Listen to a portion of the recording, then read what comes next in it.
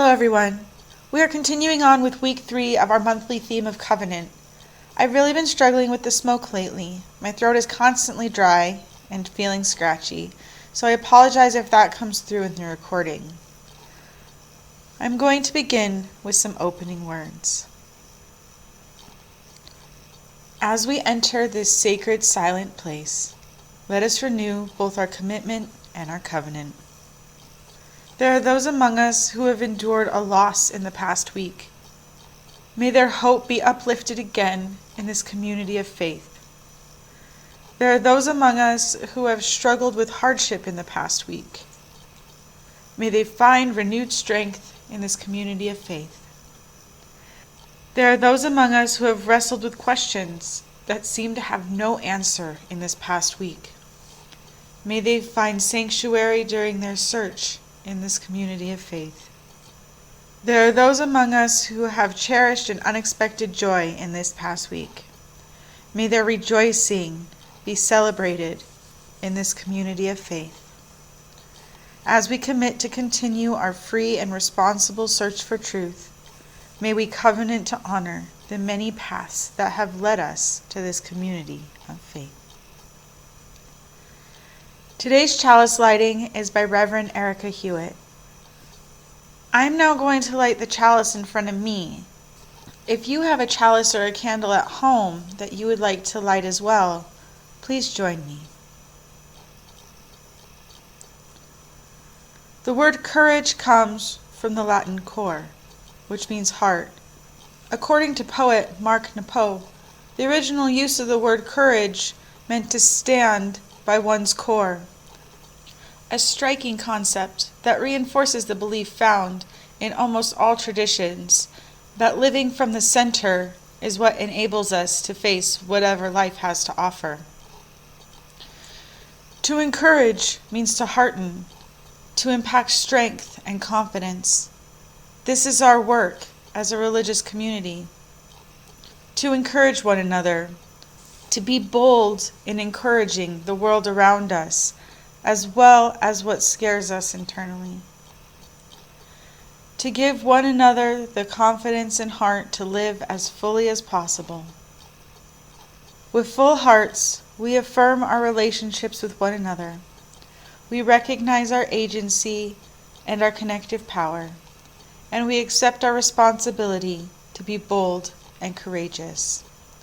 We light this chalice, a symbol of all that we are, all that we have done together, and all that we will be as our shared ministry encourages those within and beyond our walls. The first reading I'm going to read this week is called, I Put My Faith in You. I put my faith in you.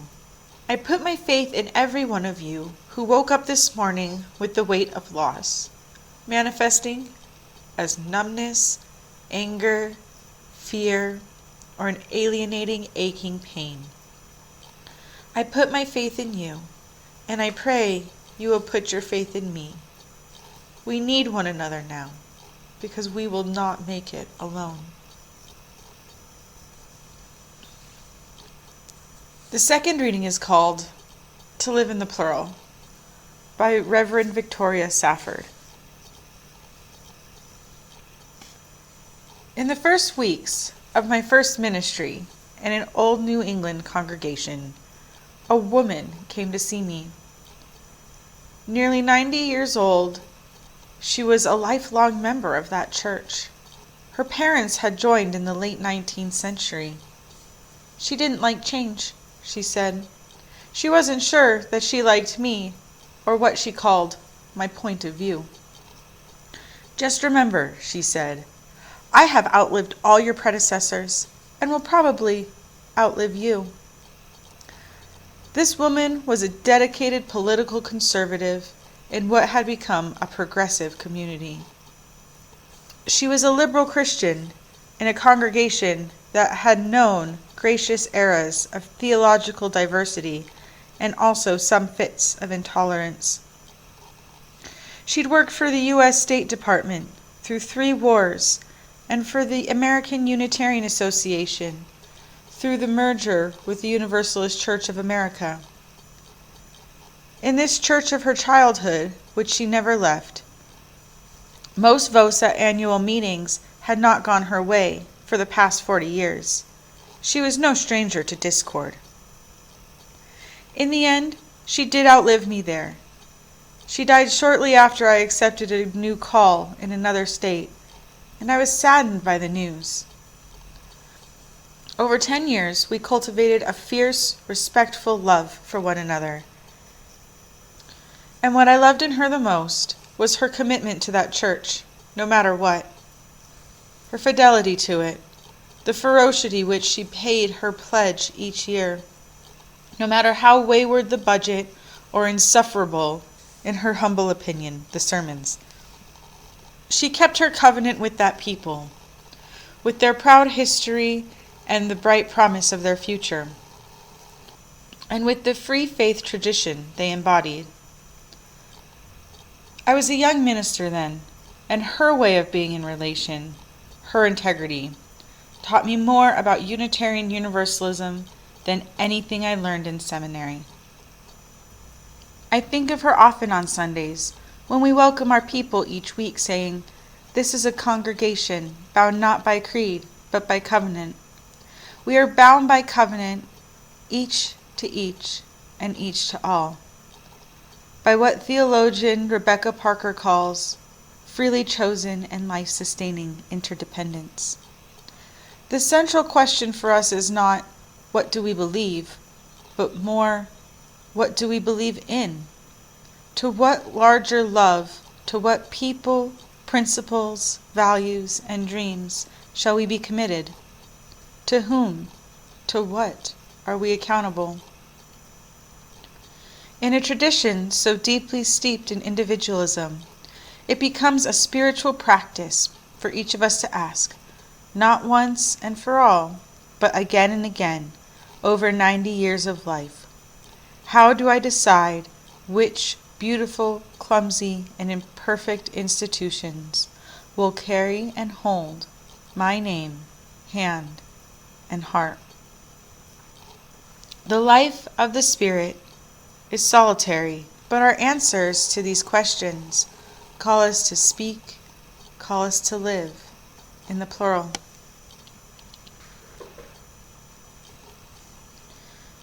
Today's sermon is "This is Our Covenant" by Reverend Dr. Matthew Johnson Doyle. For me, for us, the purpose of worship, the purpose of church is different. We are not here to correctly understand a doctrine. We are not here because we believe that God expects us to be here. We are not here so that we can enact the required ritual. We are here so that our lives, and thus the world we share together, might be more beautiful, more just, more filled with love and hope and truth. We are here for us, not in a selfish way, at least I hope not so that we might be wealthier and more privileged, but we are here for us, that we might live according to our best hopes, the best wisdom of our living tradition, and the prophets of all religion, and with the faith that if we do live this way, not only our life, but other lives, and the earth itself will be better for it. What will we do? Dream, fail, give, wait, question, honor, change, serve, come home. All these words are answers to the question, how do we live our faith and live our mission? Because the church does not exist for its own sake. At least this church doesn't. We're not here just to be here. And we're not here for the sake of the holy, however we define the holy. The holy doesn't need us to come to church. The holy needs us, helps us, calls us to make the world better by making our own lives better. This is our covenant, to dwell together in peace, to seek truth in freedom, to serve human need. We say those words each week. They are adapted from James Villa Blake. We are bound by covenant, not by creed, not by ritual, not by church hierarchy, bound by covenant. To say, yes, we pledge to walk together in the ways of love, known and unknown. We pledge to support one another in our trials, to celebrate with one another in our joy, to share our time, our wealth, our spirit with one another, to work for justice and mercy and truth in our lives. We pledge to risk our comfort for the sake of our conscience. We pledge to welcome the stranger with open arms and radical love.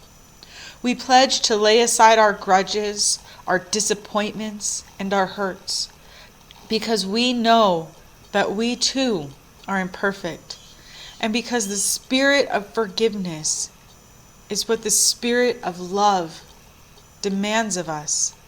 We even fall down in the church itself, holding grudges, demanding our needs over the needs of others, thinking and living scarcity instead of generosity. Sometimes, even here we do that, let alone in our lives outside these doors. And this is why forgiveness is part of the covenant. We forgive ourselves and each other, and we begin again in love. A covenantal community is not a perfect community. There is no perfect community. A covenantal community has standards of behavior, things which are not permitted, things which are expected. But it is a community which forgives, which reconciles, which actually lives with and in the spirit of love. It is no coincidence that any time the Bible talks about covenant, it talks about forgiveness too.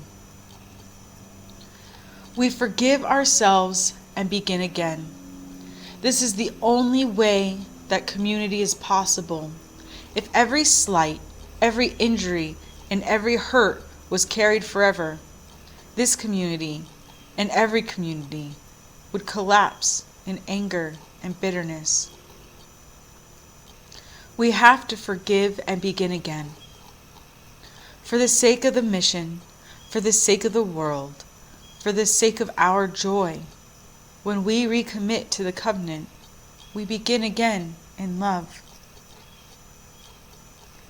I ask you to forgive yourself, each other, and recommit to the covenant, to dwell in peace, to seek truth, to serve needs, to walk in the ways of love and be guided by reason, to be generous and open-hearted, dedicated and visionary. I ask you to do this because living in the covenant is worth it. It is good and worthy and beautiful and important. That, after all, is why you are here, isn't it? Because some part of you recognizes that living in the covenant, being part of a freely gathered covenantal community, is a blessing worthy of your time, your wealth, your hopes, and dreams. We come together this Sunday to renew our covenant, but also to celebrate it, to rejoice in our commitment to this wider, deeper living faith, to be glad in the friendships which are made and sustained here in this community. Friendships, connections, commitments, which often last our whole lives. The people who we can, when we need to, lean on, depend on.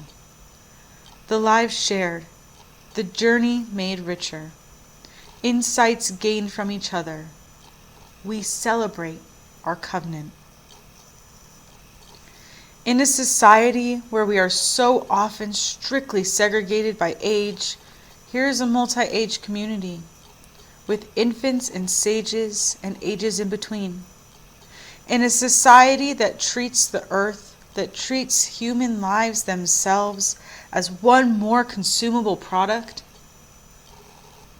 here is a community that affirms in word and deed the dignity and sacredness of every life in this world, our home. In a world often frantic with distracting business, here is a place we can be still and remember who we are, at least for a moment. In a too overconfident world of egoism, where doubt is treated like disease, here is a community where it is okay to say, I don't know. It's a mystery. In a world where every song is auto-tuned, here is a community where we lift our human, real voices in honest music.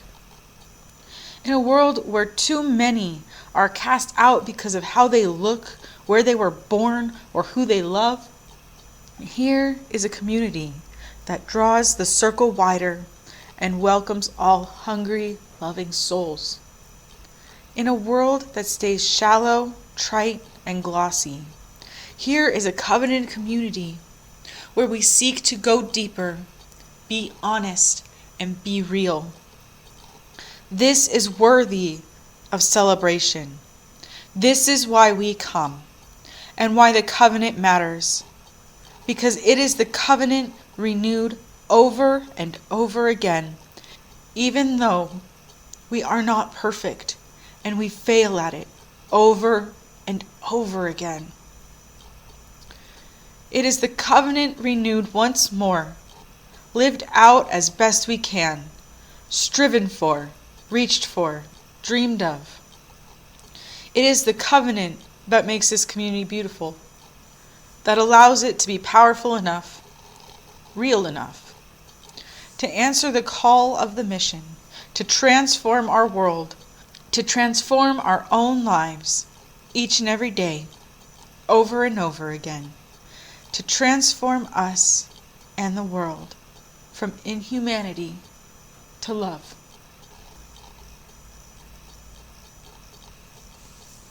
I am now going to extinguish the chalice in front of me. If you also have a flame in front of you, you can blow that out as well.